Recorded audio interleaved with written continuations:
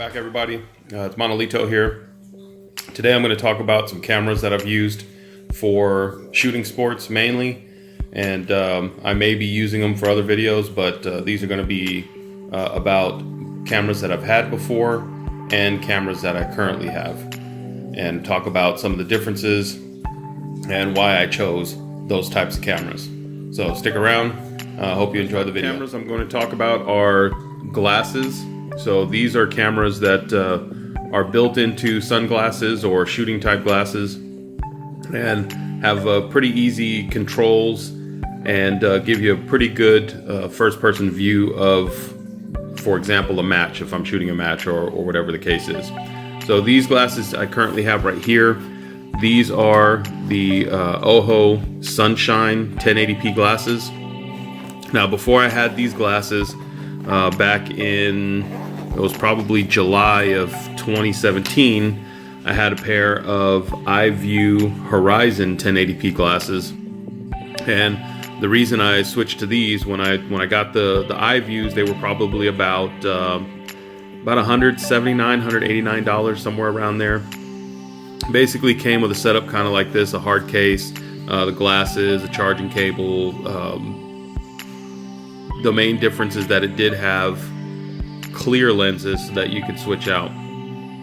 The problem with them is that I had them for about a year. They just completely stopped working after a year. The video, the camera would turn on, but it wouldn't take video, wouldn't take picture. It was just powered on. And then once I got it powered on, I couldn't turn it off without hitting the reset button. So I contacted their tech support. I want to say probably I waited 4 weeks to hear back from their technical support, and I didn't hear anything back from them, so I went ahead and just threw away the glasses, ordered these, and then maybe 2 weeks after I received these, I got an email from the iView tech support telling me to send them the glasses, but it was too late by then, so wasn't really impressed with their customer service, so I wasn't going to purchase another pair of glasses from them. These OhO Sunshine glasses, and that's the, I don't know if I'm pronouncing that correctly, but these I got off of Amazon, and comes with this nice little cloth bag. It's nice and soft, kind of like a microfiber. These were around maybe I think $79, $89 on Amazon. And so you can see me there in the reflection. But what I like about these compared to the iView glasses is you can see it's got a very low profile camera. So the iView had this big triangular or pyramid device that was coming out of the front here.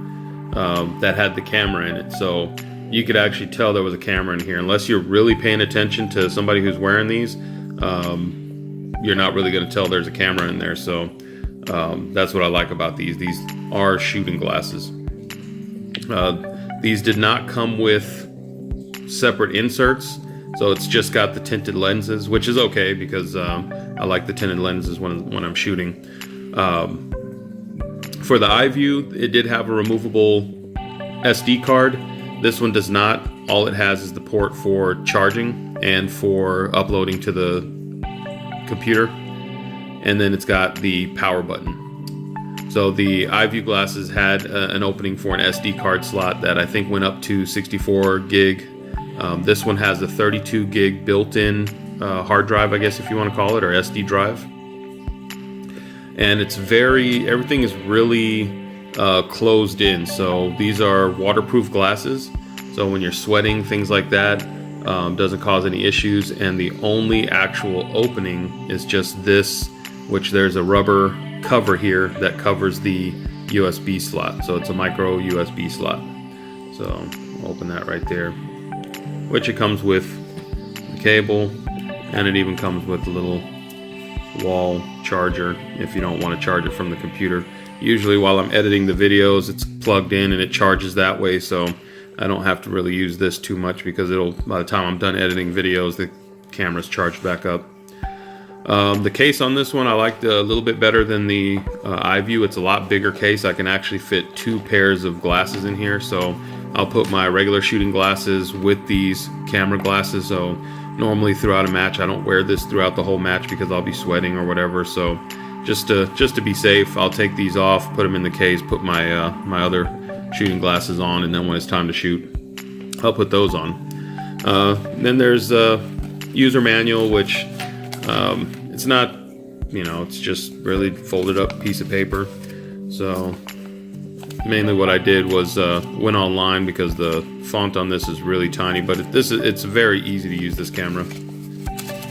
And it does shoot 30 frames per second in 1080p, or you can do 60 frames per second in 720p.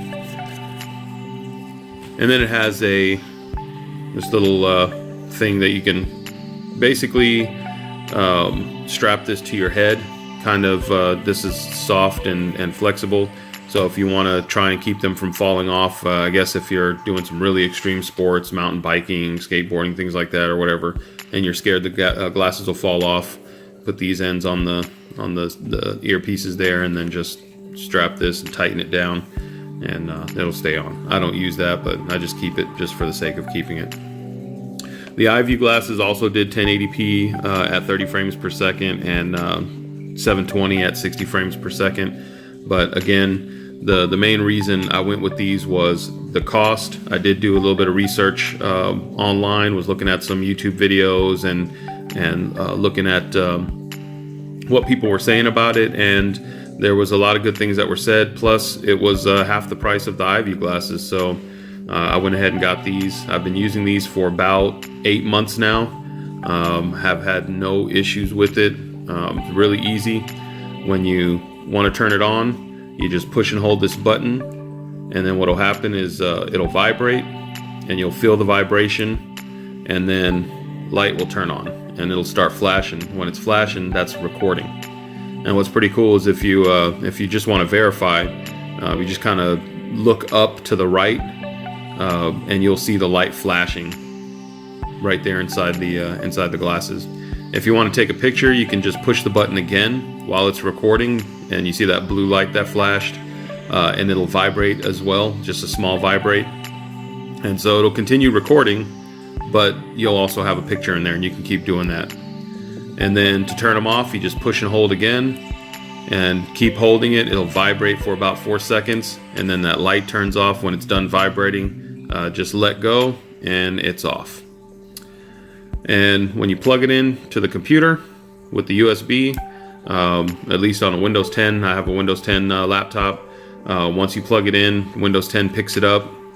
It just basically mounts it as an external drive, and you just access the files. You don't have to do any conversion or anything like that. You can just play the files straight from there, or you can load them into an editing software and edit your videos and do things like what I normally do.